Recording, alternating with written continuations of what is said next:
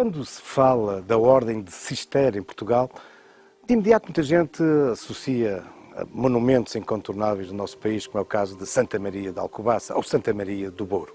Mas a verdade é que a história desta relevante ordem religiosa, crucial nas origens da nacionalidade portuguesa, a história da sua associação ao nosso país começa aqui. Encontramos em São João de Tarouca e a sua belíssima igreja e o mosteiro, isto é, as ruínas do mosteiro de São João de Tarouca, evocam com efeito esses momentos iniciais da nacionalidade, quando Afonso Henriques, responsável pelo aparecimento deste mosteiro, encontrou na Ordem de Cister um dos seus principais aliados para a afirmação da nacionalidade. Mas afinal, quem eram estes monges de Cister? Os monges brancos.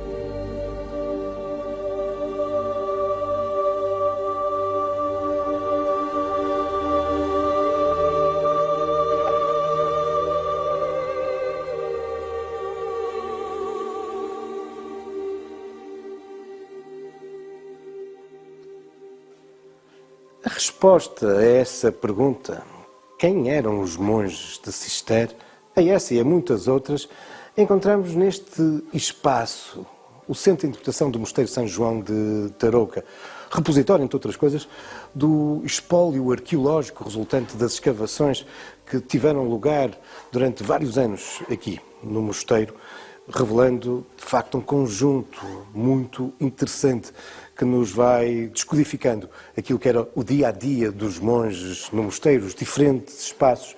E, claro, qual é a história desta ordem que, a rigor, recua aos finais do século XI, mais precisamente ao ano 1098, quando o abade do mosteiro de Citeaux, Cister, na Borgonha, atual França, vai desenvolver uma reforma monástica.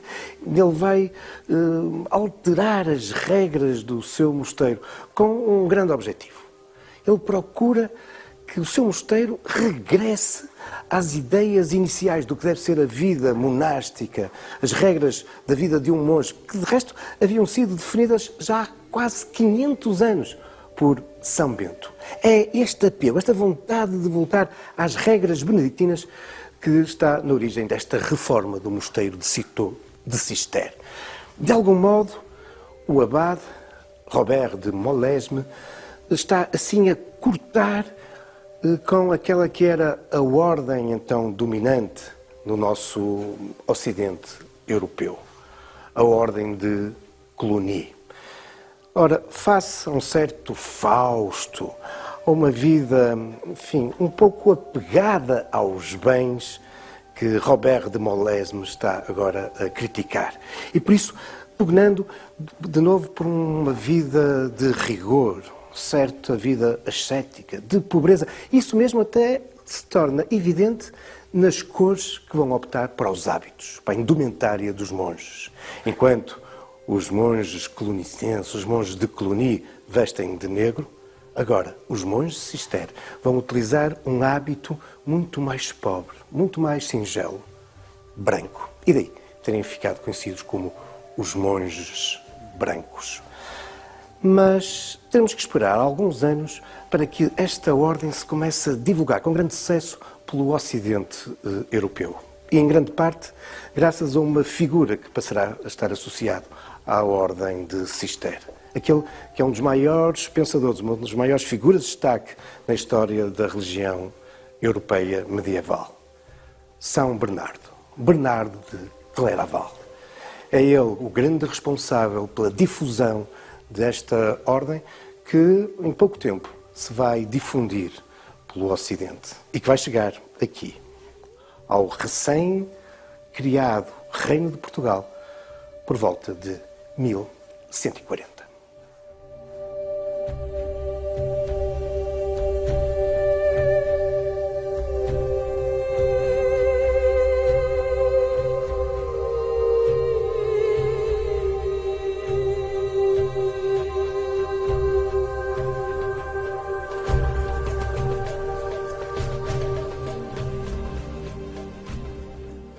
Estamos agora no interior da igreja de São João de Tarouca. Muita da sua estrutura, dos seus arcos ogivais, revelam-nos as suas origens medievais. Mas é uma igreja com marcas de muitos outros períodos artísticos, de muitas outras épocas, porque esta é uma longa história, a do Mosteiro de São João de Tarouca. Uma história que, com efeito, podemos marcar como origem por volta do ano 1140, quando Afonso Henriques, o nosso primeiro monarca, vai doar este território para que aqui possa então nascer um mosteiro cisterciense, um mosteiro da Ordem de Cister. Vai demorar ainda alguns anos o arranque da obra, mas tal não impede que este venha a ser o primeiro mosteiro masculino da Ordem de Cister em Portugal. Em boa verdade, é muito provável que neste local já existisse uma comunidade religiosa, um pequeno cenóbio, alguns ermitas. Aliás, a própria evocação do mosteiro, São João, é um indício disso mesmo. Isto porque a Ordem de Cister tem uma grande ligação, um grande apego ao culto mariano. E vejam como se designam os seus grandes mosteiros. Santa Maria de Alcobaça, Santa Maria do Bouro, Santa Maria de Salzedas. E por isso não deixa de ser estranho que o primeiro mosteiro da Ordem de Cister em Portugal não seja de evocação a Santa Maria. São João, porque provavelmente era já essa a evocação desse ermitério que aqui existiria. Por outro lado, não nos podemos também esquecer do contexto político que estará por detrás desta vontade de Afonso Henriques trazer para o Condado portucalense, para este novo reino de Portugal, a Ordem de Cister. Como vos dizia, ela está, nessa época, profundamente ligada àquela que é uma das figuras fundamentais da Igreja na Idade Média. Bernardo de Claraval, o prestígio de Bernardo, a influência que ele tinha junto do Papa, poderá ser, na perspectiva de Afonso Henriques, um instrumento belíssimo para Afonso Henriques sensibilizar o Papa para que este reconheça Portugal como um Estado independente. Sim, porque nessa época não adiantava a autoproclamação da independência, seja em 1128 com a Batalha de São Amédio, ou posteriormente com a Batalha de Ourique, a partir de quando Afonso Henriques se intitula rei. Não basta sequer que Leão e Castelo, através do Tratado de Zamora, tenham reconhecido Portugal como Estado independente. Não, Afonso Henriques tem a clara consciência que, aos olhos do resto da cristandade, ele só será visto como um rei e Portugal como um reino se o Papa o reconhecer como tal. E por isso, estas alianças religiosas são importantes. Aliás, neste contexto, terá tido também um papel importante aquele que é um dos braços direitos de Afonso Henriques, Teotónio, São Teotónio. Também ele, um homem muito conceituado na época no ponto de vista religioso da Europa Ocidental. Teotónio, que é ele próprio amigo pessoal de Bernardo de Claraval, correspondiam-se. E por isso Teotónio terá aqui tido também algum papel importante nesta aproximação de Afonso Henriques à Ordem de Cister e à criação do primeiro mosteiro dos monges brancos em Portugal, São João de Tarouca. Mas como é que este local foi o escolhido? Bom, para isso desafio-vos a irmos até à Capela Mor. Os azulejos vão-nos contar uma curiosa versão.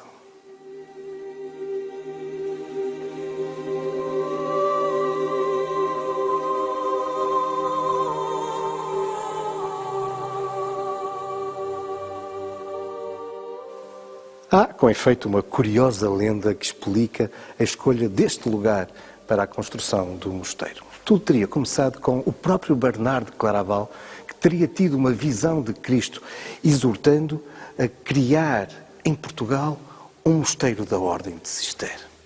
Bernardo de Claraval vai então rodear-se de um conjunto de homens com os quais irá fundar esse primeiro mosteiro. Mas era necessário escolher um local.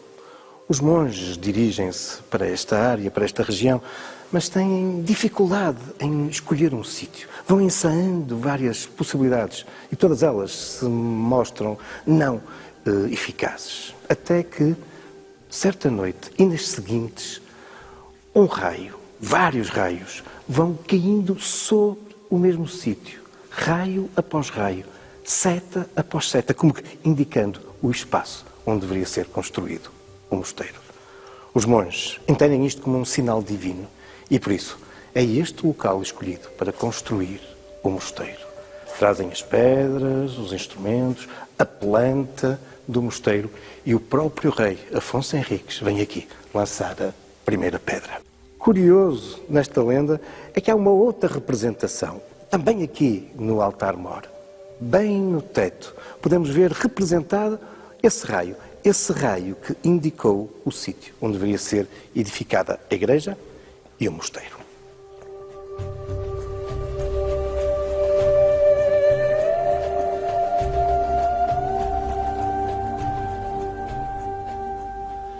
Mas o templo de São João de Tarouca tem muitos outros motivos de interesse. Por exemplo, este fabuloso túmulo, uma das grandes peças tumulares medievais portuguesas, o túmulo de um dos filhos do rei Dom Dinis. Segundo algumas fontes, terá sido mesmo o primeiro filho natural de Dom Dinis, Pedro Afonso, que aqui nos aparece representado sobre o túmulo, que igualmente num dos seus lados nos apresenta uma cena de caça. Outros motivos de interesse são também o belíssimo cadeiral, rodeado por retábulos barrocos, onde nos aparecem as figuras de vários dos mais destacados santos da Ordem de Cister. E sobre o cadeiral, também um belíssimo órgão de tubos, onde podemos contemplar na varanda uma escultura muito curiosa. Uma escultura que, acionada igualmente pelo ar, move a boca e os braços. Outro motivo de interesse é um conjunto de pinturas renascentistas. Duas delas são atribuídas a Gaspar Vaz, um dos pupilos do grande mestre renascentista da pintura portuguesa, Grão Vasco. E claro, também a sacristia merece uma visita.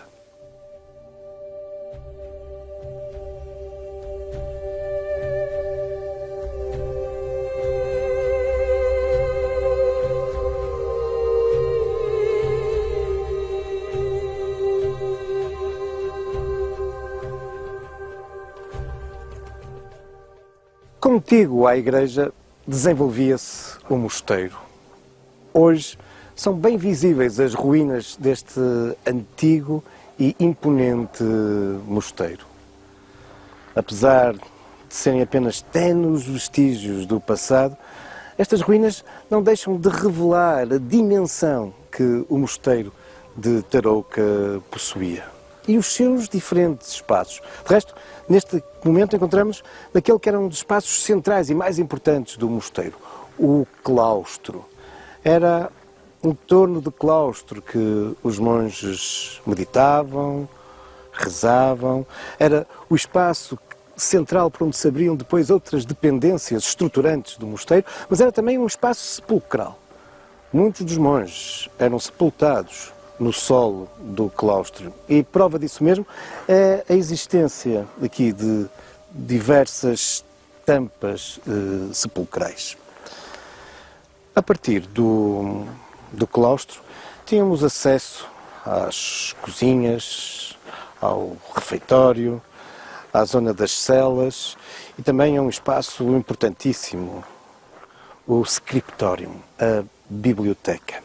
Mas isto permite-nos também frisar que, na Ordem de Cister, nós tínhamos dois tipos de frades. Por um lado, tínhamos os professos. Dentro da lógica beneditina de ora e labora, rezar e trabalhar, os professos eram aqueles que estavam destinados às funções mais religiosas, aqueles que meditavam, rezavam, que tinham que regularmente se deslocar até à igreja e por isso os corredores, que eram prioritariamente utilizados pelos professos, abriam-se mais próximos da capela-mor da igreja. Eram também eles que passavam longas horas na biblioteca, lendo, estudando, copiando os velhos manuscritos. E depois tínhamos os conversos, de origem claramente popular. Os conversos eram os monges que tinham que assegurar o trabalho diário no interior do mosteiro. As tarefas mais básicas relacionadas com o trabalho agrícola nas hortas, envolvendo o mosteiro, na limpeza, na cozinha. E tinham os seus próprios espaços de circulação. O próprio refeitório era diferente de conversos e professos. No fundo, a profunda divisão social da Idade Média refletia-se também no interior de um mosteiro que apelava a uma vida de pobreza, mas onde afinal uns eram mais pobres do que outros.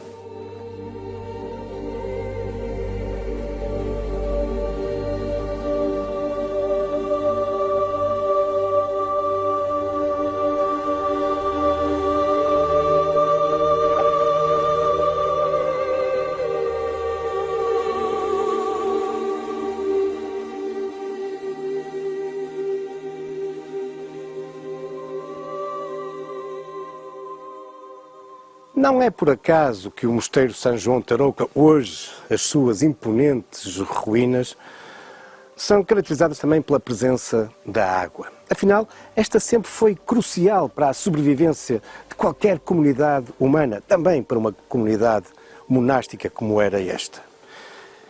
Aliás, temos também que entender que no seu apego às regras basilares de São Bento, os cistercienses procuram isolar-se do mundo e, por isso, buscam lugares desertos, afastados dos restantes homens, vales encaixados, dos quais até do ponto de vista visual não se contacta com outras comunidades. E por isso, há também da parte dos cistercienses a busca de lugares que permitam a sua autossubsistência. E por isso a água era crucial. Mas não só a água. E este é outro dos motivos pelos quais a Ordem de Cister tem um papel importante na origem de Portugal. De facto, para lá da água, eles vão explorar todo um conjunto de recursos agrícolas, florestais, pecuários, hidráulicos, das mais diferentes áreas para assegurar essa autossubsistência que lhes era crucial. Com isto, vão introduzir novas técnicas agrícolas, novas formas de explorar os territórios, os diferentes ecossistemas. E por isso foram fundamentais no colonizar dos territórios do novo reino. E também, graças a essas novas técnicas que vão introduzindo, elas vão ser depois adaptadas, copiadas por outras populações que vão povoando o nosso território. Também por aí, a Ordem de Cister foi pioneira no desenvolvimento do nosso reino. Mas, voltando aqui a São João de Tarouca, as dimensões gigantescas deste conjunto monástico prende-se com um conjunto de outros fenómenos e outros momentos importantes na história deste mosteiro. Por exemplo, o ter sido durante muito tempo uma peça fulcral da própria Ordem de Cister em Portugal. Não só por ter sido o primeiro mosteiro, mas por durante muito tempo ter sido aquele que acolhia em grande parte os noviços. O noviciado dos cistercienses era aqui que tinha lugar.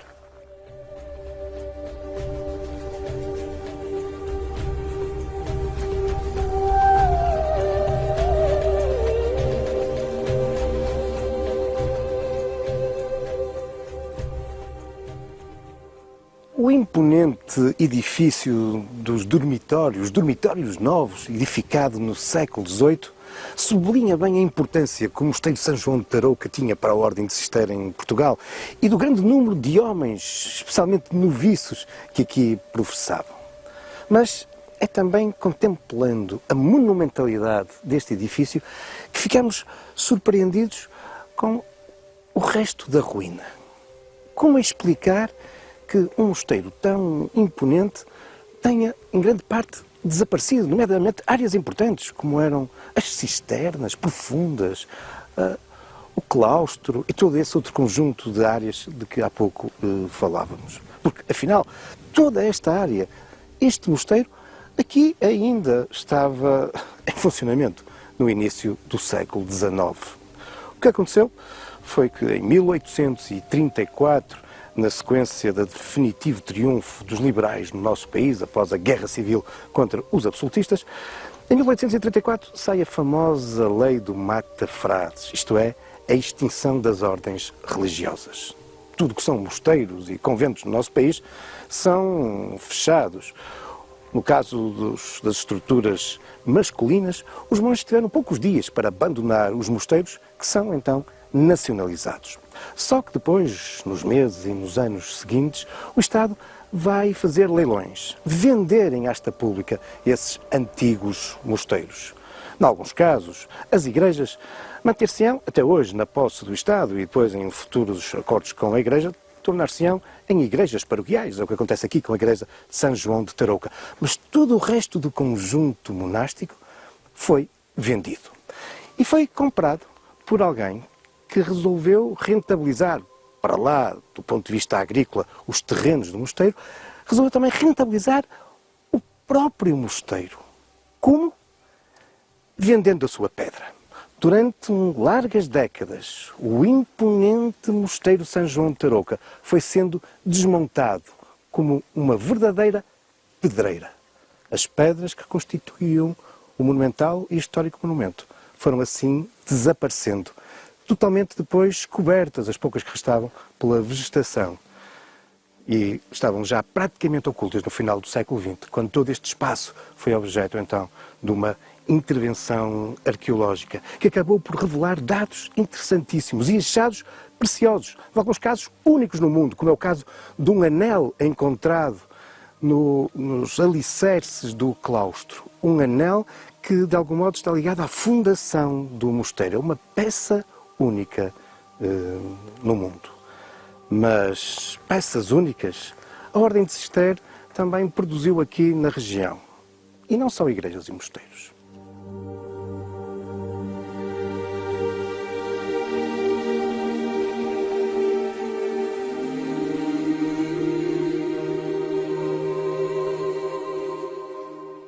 Relativamente perto de São João de Tarouca, encontramos uma outra imponente edificação dos monges brancos.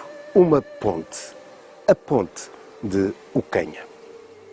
Trata-se, nos nossos dias, da única ponte medieval fortificada existente em Portugal. Na Idade Média existiam muitas outras pontes que apresentavam este tipo de estrutura robusta, uma torre sobre o tabuleiro da ponte. Era o caso, por exemplo, da ponte de Ponte Lima ou da ponte de Barcelos. A verdade é que essas torres foram desaparecendo e hoje Ocanha é a única que nos resta com estas características algo mais do que defensivas, de imponência e marcando claramente a posse da ponte por parte de um senhor. Neste caso, aqueles que são os monges de Cister. Porque aqui cobrava-se portagem a quem cruzava esta ponte. Era também uma importante fonte de rendimento para o mosteiro. Aliás, a ponte está próxima daquela que era uma das mais importantes estradas das Beiras, aquela que ligava Lamego a Trancoso.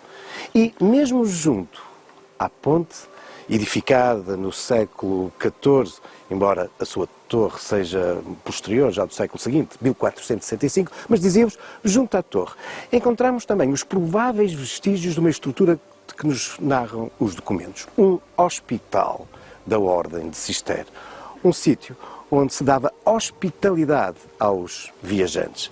Mas é importante sublinhar que esta ponte e a sua torre não pertenciam ao mosteiro de São João de Tarouca. Não. Pertenciam a um outro mosteiro de Cister, que se localizava também aqui, nesta região. O mosteiro de Santa Maria de Salzedas. Mas isso são já outros factos, também outras lendas. E um dos temas do próximo episódio dos Caminhos da História.